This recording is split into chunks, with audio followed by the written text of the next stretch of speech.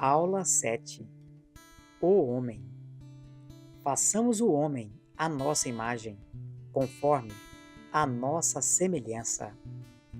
A história do primeiro homem é importante e deve ser bem aprendida, pois é através dela que passamos a compreender melhor a situação que a humanidade toda se encontra atualmente. O fato do mundo estar profundamente imerso em tristeza, males e catástrofes nos é explicada por essa história. Segundo a sua vontade, ele nos gerou pela palavra da verdade, para que fôssemos como que primícias das suas criaturas. A natureza e a queda humana. A criação do homem, sem dúvida alguma, foi a mais notável das obras de Deus, pois foi criado num estado de perfeição, santidade e imortalidade, e além disso, possuía a semelhança divina, pois o Criador desejou compartilhar com o homem sua criação e por ele ser adorado. O homem era então eterno, como os anjos, mas terreno, como os animais, dotado de intelecto como os anjos, mas se reproduzia como os animais. E foi criado para relacionar-se com toda a criação física e espiritual de Deus. Este novo ser, o homem, foi sem dúvida a obra-prima do grande Criador. A natureza humana abrigava o caráter divino. O homem era reto e santo em todos os seus procedimentos. Haja visto ter sido criado em estado de pureza. Até este ponto, o gênero humano desconhecia a dor e a maldade, e absolutamente nenhuma enfermidade de alma possuía. Ao homem foi confiado o governo de toda a terra, e sobre todos os animais deveria ele também governar. Neste tempo de plenitude e pureza, o Senhor Deus tratava com o homem face a face, pois o pecado não havia ainda contaminado o gênero humano e causado divisão entre o Criador e sua criação. Neste estado de pureza e santidade, o homem era a. Fisicamente perfeito e imortal. Além do corpo de Adão não estar sujeito a deformidades e doenças, ele também não sofria degeneração de qualquer forma, que por fim pudesse gerar morte. B. Espiritualmente, gozava de plena comunhão com o Criador, vivendo num estado de completa santidade. Aliás, até este ponto, o gênero humano jamais havia experimentado outra condição, senão a de completa comunhão com Deus. Fica-nos evidente através das Escrituras Sagradas que Adão vivia de forma tão sublime que tudo quanto fazia ou dizia era em si mesmo um ato de louvor e adoração ao Senhor. C. Emocionalmente sóbrio e em perfeito equilíbrio. O homem, devido ao estado de plena santidade que fora criado, não estava à mercê de amarguras, ressentimentos, opressões e sofrimento, ou qualquer outra questão emocional. Ao ser criado, recebeu o fôlego da vida, e isso significa mais do que vida em um corpo físico, mas também vida interior. E soprou-lhes nas narinas o fôlego da vida, e o homem tornou-se alma vivente. Adão vivia em condição emocional harmoniosa, e nem se podia afirmar que era curado, pois nunca antes houvera sido enfermo. Dessa forma, concluímos que emocionalmente era pleno. Ao ser criado, Adão recebeu individualidade e sentimentos que são características próprias de um ser humano, nos mostrando que o homem foi criado com a capacidade de decidir seu próprio destino. D. Intelectualmente capaz e em domínio de suas faculdades mentais.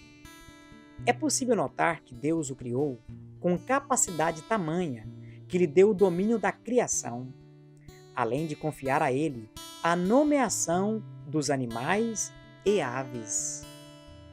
A inteligência humana é um dos fatores de maior distinção entre humanos e animais até o dia de hoje, pois é certo que somos infinitamente superiores nesta área, o que atesta que abrigamos a semelhança divina, ainda que de forma parcial, pois nossa plenitude nesta área foi significativamente diminuída devido à queda. A queda humana. A história do primeiro homem é importante e deve ser bem aprendida, pois é através dela que passamos a compreender melhor a situação que a humanidade toda se encontra atualmente. O fato do homem estar profundamente imerso em tristeza, males e catástrofes nos é explicado por essa história. Nas palavras de Paulo, ao se referir sobre este assunto, ele, de uma forma clara, demonstra como o homem não guardou seu estado original e pecou. Terminou, por conseguinte, a comprometer todo o gênero humano. Pelo que, como por um homem, entrou o pecado no mundo, e pelo pecado a morte. Assim também, a morte passou a todos os homens, porque todos pecaram. Eis aqui a resposta aos que direta e indiretamente culpam Deus pelos males que recaem sobre este planeta. O homem comeu aquele fruto e mudou a sua história. Alguns têm questionado o motivo pelo qual Deus tenha posto aquela árvore no jardim de forma tão acessível ao homem. Mas é bom lembrar que Deus havia criado um ser com individualidade e personalidade, e não uma espécie de robô programado a determinada função. O fato é que, se ele não tivesse dado a Adão condição de escolha, o homem, consequentemente, não seria responsável por seus atos. Os céus e a terra tomo hoje por testemunhas contra vós, de que te tenho proposto a vida e a morte, a bênção e a maldição. Escolhe, pois, a vida para que vivas, tu e a tua descendência. Na verdade, o Senhor deu ao homem o direito de optar, e ele o fez, tristemente, para o pior. É certo que esta foi a maior tragédia dos séculos.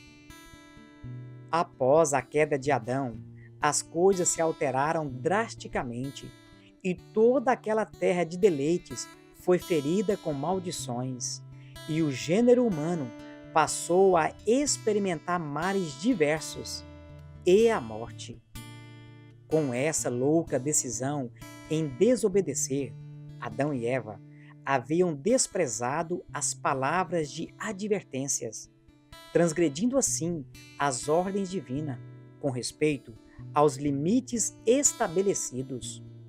O ato de comer do fruto em si pouco importava, mas o que realmente contou foi a desobediência. O homem havia abandonado o conselho divino e estava agindo por conta própria, acreditando estar no controle da situação. Porém, sabemos que estava completamente errado. Maldita agora é a terra por causa de ti.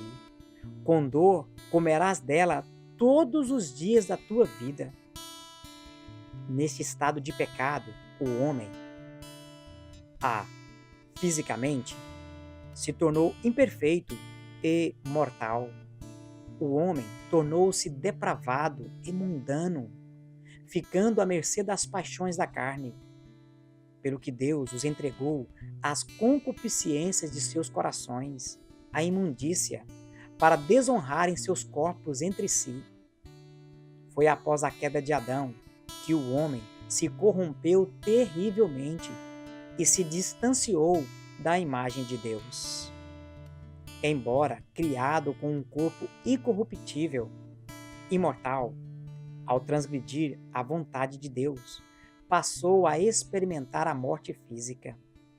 Mas da árvore do conhecimento do bem e do mal, dela não comerás, pois no dia em que dela comeres, certamente morrerás.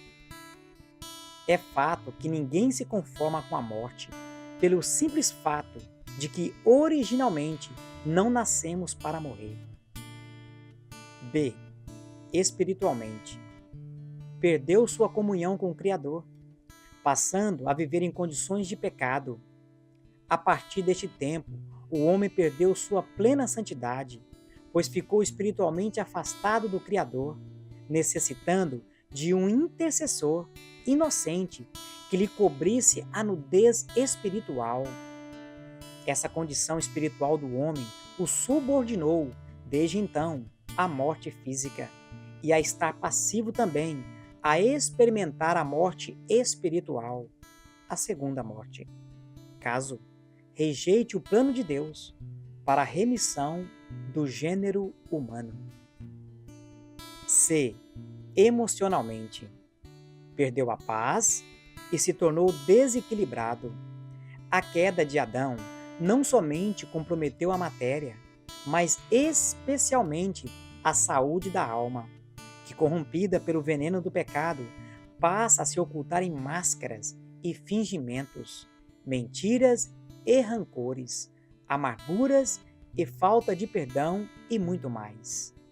Os problemas emocionais são hoje tão perturbadores que têm abalado a sociedade como um todo.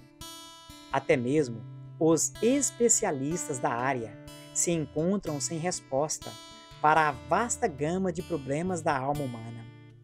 Tudo isso devido à queda. A desobediência provocou um enorme vácuo na alma, pois Deus foi retirado do centro da vida e posto na periferia da mesma, enquanto o homem tomou em suas mãos as rédeas, tentando preencher esse vazio com coisas que achava serem certas. O que não nos deve admirar o motivo pelo qual se encontra entregue a tantas formas pervertidas e depravadas de relacionamentos.